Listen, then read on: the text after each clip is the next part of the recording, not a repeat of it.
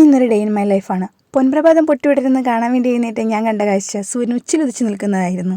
തൽക്ഷണം ഞാൻ ഞെട്ടിമാമ എന്ന് പറഞ്ഞുകൊണ്ട് ഞാൻ അടുത്ത കർത്തവ്യത്തിലേക്ക് കിടന്നു. അങ്ങനെയാണ് നമ്മുടെ വാതിലുകൾ മെല്ലെ തുറന്നു. ചുറ്റിനുമുള്ള അന്തരീക്ഷം ഒന്ന് നിരീക്ഷിച്ചുകൊണ്ട് കള്ളന്മാരൊന്നും കണ്ടിട്ടില്ലെന്ന് ഉറപ്പുവരുത്തി. വാഴ നനയുമ്പോൾ ചീരിയും നനയുമെന്ന തത്വം പാലിക്കപ്പെടുന്ന നിമിഷം.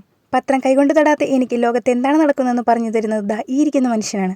അതിൻ്റെ ഗൗരവവും ആ മുഖത്ത് കാണാനുമുണ്ട്. അങ്ങനെ ഒരറിവും ചെറുതല്ലെന്ന് പറഞ്ഞുകൊണ്ട് ഇന്ന് കിട്ടിയ അറിവ് സമ്പാദിച്ച് ഞാൻ എൻ്റെ ക്ലീനിങ് പരിപാടിയിലേക്ക് കിടന്നു. പണിയെടുത്തത് അവാർഡായിട്ടാണെങ്കിലും വീഡിയോ എടുത്ത് 2x ഇട്ടപ്പോൾ എല്ലാ ഇടപെടുന്നു തീർന്നു. പിന്നീട് നടന്നത് ആവർത്തനം. ജീവിതത്തിൽ ഇടക്കിടക്ക് ആവർത്തിക്കാറുള്ളത് തന്നെ.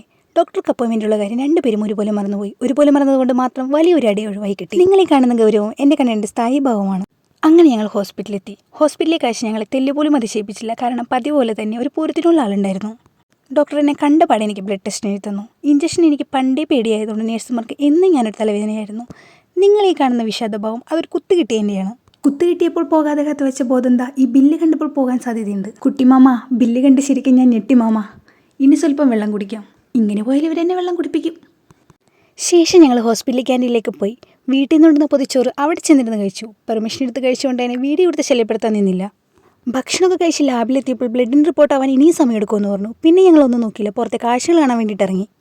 ആ ഹ്രസ്വമായ സഞ്ചാരത്തിനിടെ ഞങ്ങൾ രണ്ടുപേരും സ്വിച്ചിട്ട പോലെ നിന്നതാ ഇവിടെയായിരുന്നു. അവിടെയല്ല, ആ പനയിലല്ല, അതാ ഇവിടെ ഈ തെങ്ങിൽ.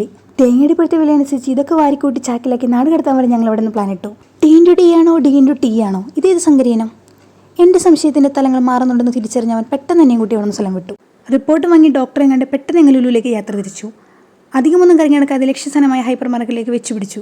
ഫുഡ് കണ്ടും കഴിച്ചും എടുത്തിട്ടില്ലാത്ത എനിക്ക് ഹൈപ്പർ മാർക്കറ്റ് എന്നും ഒരു വികാരം തന്നെയാണ്. ചില്ലും കൂട്ടിലിരുന്ന കേക്ക് കുട്ടന്മാർ എന്നെ നോക്കി പുഞ്ചിരിച്ചുവെങ്കിലും ഹോസ്പിറ്റലിലെ ബില്ലിൻ്റെ രോദനം ഓർത്തപ്പോൾ ഞാൻ പെട്ടെന്ന് കണ്ണടച്ച് മെല്ലെ നടന്നു. പിന്നെ അത്യാവശ്യം വിശപ്പെടുക്കാനുള്ള ഫുഡ് വാരി തൂക്കിയിട്ട് ബിൽ കൗണ്ടറിലേക്ക് വെച്ച് പിടിച്ചു. കേവലം 5 ചപ്പാത്തി മാത്രം അടങ്ങുന്ന ഒരു പാക്കറ്റ് ചപ്പാത്തിയും പിന്നെ കുറച്ച് മട്ടൺ പെപ്പർ ഫ്രൈയും വാങ്ങിച്ചു. വാങ്ങിയത് പെപ്പർ ഫ്രൈ ആയതുകൊണ്ട് തന്നെ സ്വല്പം എരിവ് കൂടുതലായിരിക്കുമെന്ന ദീർഘവീക്ഷണത്തിൽ ഒരു പാക്കറ്റ് സ്വീറ്റും വാങ്ങിച്ചു. കൂടെയുള്ളത് ഞാനായതുകൊണ്ട് തന്നെ എടുത്തു പറയട്ടെ, ഫുഡ് ഒന്നും തന്നെ വേസ്റ്റായില്ല. അങ്ങനെ സ്വീറ്റ് ബോക്സ് കാലിയാക്കാതെ ഞാൻ ഈ യുദ്ധം അവസാനിപ്പിക്കില്ലെന്ന് തിരിച്ചറിഞ്ഞ് എൻ്റെ കണ്ണേട്ടൻ തന്ത്രപൂർവ്വം ആ പെട്ടി എൻ്റെ കയ്യിൽ നിന്ന് തട്ടിയെടുത്ത് പാക്ക് ചെയ്തു. പിന്നെ ഞങ്ങൾ ലുലുവിലെ ഓണക്കാഴ്ചകളൊക്കെ കണ്ടു കിടന്നു.